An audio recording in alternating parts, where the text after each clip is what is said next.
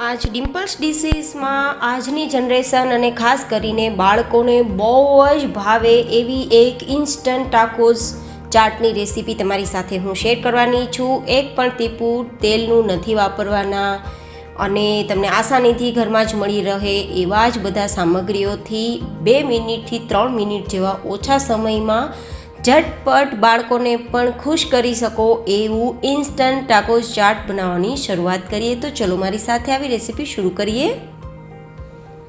તો જેમના માટે આપણે એક બોલની અંદર સૌથી પહેલાં અડધા કપ જેટલા ચણાચોર લેવાના છે. આ ચણાચોર બાળકોને બહુ જ ફેવરિટ હોય છે અને આજે તો આસાનીથી તમને નાના મોટા પ્રોવિઝન સ્ટોરમાં પણ મળી જાય અને હર વ્યક્તિ લગભગ ઘરમાં પણ રાખતી હોય છે. સાથે અડધા કપ જેટલી ચણાની જે નમકીન દાળ આવે છે તળેલી એ લીધી છે. તમે અહીંયા ચણાચોર અથવા આ રીતે ચણાની દાળ ન હોય ઘરમાં અથવા લેવા ના માગતા હોય તો તમે બાફેલા બટેટા અને બાફેલા ચણાને લઈ શકો છો. ગાઈઝ એક રિક્વેસ્ટ છે કે અત્યારે જે પરિસ્થિતિ છે તેને અકોર્ડિંગ કામ હોય તો જ ઘરની બહાર નીકળો અને બહાર જાઓ તો જરૂરથી માસ્ક પહેરો, હેન્ડને સેનિટાઈઝ કરો અને પોઝિટિવ વિચારો, પોઝિટિવ રહો, બને એટલી બીજાને હેલ્પ કરો. હવે મેં અહીંયા અડધા કપ જેટલી મસાલા સિંગ લીધી છે. આ મસાલા સિંગ આપણે જે દાબેલીમાં વાપરીએ છીએ એ જ છે અને ઘરની બનાવેલી છે. જો મસાલા સિંગ ન લેવી હોય તો શેકેલા દાણાને ફોતરા ઉખેડી અને પછી તમે લઈ શકો છો. એ તો હર વ્યક્તિ આસાનીથી કરી શકે.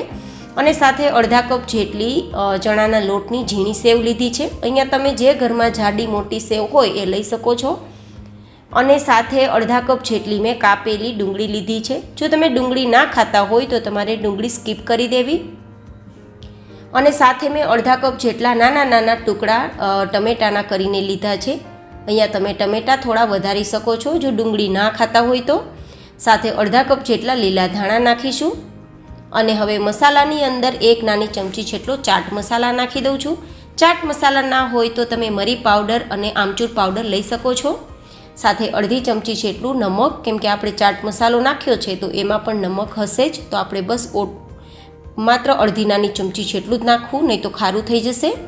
સાથે 1 નાની ચમચી જેટલું લાલ મરચું પાવડર અને 1 નાની ચમચી જેટલું ધાણા પાવડર. હવે આ બધી જ વસ્તુ બરાબર રીતે મિક્સ કરી લેશું. એકદમ ઇન્સ્ટન્ટ અને ટેસ્ટી ચાટ બનવાની છે. રિક્વેસ્ટ છે કે રેસીપી પસંદ આવે તો લાઈક કરજો, શેર કરજો, કોમેન્ટ કરજો અને આવી અવનવી ડિસન્ટ રેસીપી તમને ફ્રીમાં અને સાથે ઝડપથી મળતી રહે એ માટે સબસ્ક્રાઈબ કરી બેલ આઇકોન પણ દબાવજો. તો આ રીતે હવે આપણું મિશ્રણ તૈયાર થઈ ગયું છે, મતલબ મસાલો તૈયાર થઈ ગયો છે ચાટ માટેનો. અહીંયા તમે ઘરનો બનાવેલો ચેવડો કે ચવાણું પણ હોય તો નાખી શકો છો. એક્સ્ટ્રા છે એ બધી વસ્તુઓ અને આમાંથી કોઈ એક વસ્તુ ના હોય તો સ્કીપ કરી દેજો. હવે આપણે તવાને ગરમ કરવાનો છે અને ઇન્સ્ટન્ટ ટાકોઝ માટે મેં અહીંયા અડદના પાપડનો ઉપયોગ કર્યો છે. લગભગ હર વ્યક્તિના ઘરમાં અડદના પાપડ હોય છે અને બાળકો અને આજની જનરેશનને આ પાપડ પસંદ પણ હોય છે અને આપણું ઝટપટ ટાકોઝ બનવાનું કામ પણ થઈ જશે. તો હવે મીડિયમ ગેસની ફ્લેમ રાખી આ રીતે કપડાથી એને દબાવતા જશું અને બંને સાઈડ બરાબર રીતે શેકતા જશું. જો હાઈ ગેસની ફ્લેમ રાખશો તમે તો તમારો પાપડ છે એ વધારે બળી જશે અને પરિણામે ખાવામાં થોડો કડછો લાગશે. અને જો લો ફ્લેમ હશે તો પાપડ તમારો કડક થઈ જશે, તો પરિણામે આપણે જે ટાકોઝનો શેપ આપવો છે તે આપી નહીં શકીએ. તો મીડિયમ ગેસની ફ્લેમ પર આ રીતે એને દબાવતા દબાવતા જ આપણે બંને સાઈડ બરાબર રીતે કાચો ના રહે એ રીતે શેકશું. બહુ વધારે બળવા નથી દેવાનો, નહીં તો આપણો પાપડનો ટેસ્ટ થોડો ખરાબ થશે અને આની ડિઝાઇન અને શેપ પણ ખરાબ થઈ જશે. તો હવે આ પાપડ શેકાઈ ગયો છે તો જેટલો ફટાફટ બને એટલો ફટાફટ પાપડને કોઈ કપડામાં લઈ અને આ રીતે તમારે ઝડપથી એને વાળવાનું. આ પ્રોસેસ તમારે બહુ જ જલ્દી કરવાની છે. પાપડ શેકાઈ ગયા પછી 10થી 15 સેકન્ડમાં જ તમારે આ પ્રોસેસ કરી લેવાની અને જેમ હું વાળી રહી છું એમ જ વાળવાનું, જેથી ટાકોઝનો તમે એક શેપ આપી શકો. નીચે મેં રૂમાલ રાખેલો છે જેથી પાપડ ગરમ છે તો હાથ દાજી ના જાય. તો માત્ર 15-20 સેકન્ડ માટે આ રીતે તમે પાપડને કપડા પર બેન્ડ વાળીને રાખશો તો પછી પાપડ કડક થઈ જશે અને બરાબર રીતે આપણો ટાકોઝ છે રેડી થઈ જશે. હું ફરી એકવાર તમને થોડું ફાસ્ટ ફોરવર્ડમાં આ પાપડ છે એ ફરીથી કઈ રીતે શેકવો, કઈ રીતે બેન્ડ વાળવો એ બતાવી રહી છું, જેથી તમે બરાબર રીતે આ પ્રોસેસ કરી શકો અને બાળકોને પણ ખુશ કરી શકો. બહારનું કોઈ પણ વસ્તુ ખાવા કરતાં ઘરની વસ્તુ હેલ્ધી અને હાઇજેનિક હોય છે. તો બાળકો ક્યારેય પણ આવી વસ્તુ ખાવાની જીદ કરે તો ઘરે ઇન્સ્ટન્ટ બનાવી શકો છો અને એને પણ ખુશ કરી શકો છો. તો આ રીતે આપણે માત્ર કપડામાં 30થી 35 સેકન્ડ સુધી પાપડને રાખશું તો બરાબર આ જ રીતે હવે એ શેપમાં રહેશે. હવે એને વધારે દબાવવાનું નથી, નહીં તો પાપડ તૂટી જશે. ગરમ હોય ત્યારે જેટલો વાળવો હોય એટલો વળી જશે. એકવાર ઠંડો થઈ ગયા બાદ એ બિલકુલ નહીં વળે, પરંતુ એ તૂટી જ જશે. તો હવે આપણે આ તૈયાર થયેલા ટાકોસની અંદર આપણો જે મસાલો છે એ તમને પસંદ હોય એટલો ભરી શકો છો. હું તો અહીંયા ફૂલ ભરવાની છું, પરંતુ થોડો દબાવીને ભરશું તો વધારે ટેસ્ટી લાગશે. તો અત્યારે હું તમને બતાવી રહી છું કે હું કઈ રીતે હળવે હળવે પાપડ ના તૂટે એ રીતે એને ભરી રહી છું.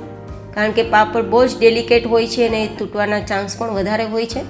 પરંતુ આ ઇન્સ્ટન્ટ ટાકોસ ચાટ છે, બાળકોને બહુ જ ફેવરિટ લાગશે અને જનરલી બાળકો પાપડ અને આવી બધી ચાટો ખાવાનું પસંદ પણ કરતા હોય છે અને ખાસ કરીને આજની જનરેશનને પણ આ બધું પસંદ હોય છે. તો મને થયું ચલો ઘરમાં જ હોય એવી વસ્તુઓથી ઇન્સ્ટન્ટ ચાટ ટાકોસ બનાવવાની રેસિપી તમારી સાથે હું શેર કરું. તો ક્યારેક આવી બાળકોને ખવડાવવા માટે તમને કામ લાગશે આ રેસિપી. તો આ રીતે હવે ઉપરથી થોડો મસાલો છે એ ભરી દીધો છે, તો એને દબાવી દેશું જેથી એ નીકળે નહીં. જો તમને પસંદ હોય તો ઉપર થોડો ટોમેટો સોસ પણ બાળકોને ખવડાવતી વખતે તમે લગાવી શકો છો. એક્સ્ટ્રા છે, બધું ઓપ્શનલ છે. અને હવે આ રીતે આપણે ટાકોસ તૈયાર થઈ ગયા છે તો ફટાફટ સર્વ કરી દઈએ. જ્યારે પણ બાળકોને અથવા તો જ્યારે પણ તમારે સર્વ કરવું હોય ત્યારે જ આ પાપડની અંદર મસાલો ભરવો, નહીં તો મસાલાની અંદર નમક અને મસાલા હોવાથી એકદમ સોફ્ટ થઈ જશે પાપડ આપણો.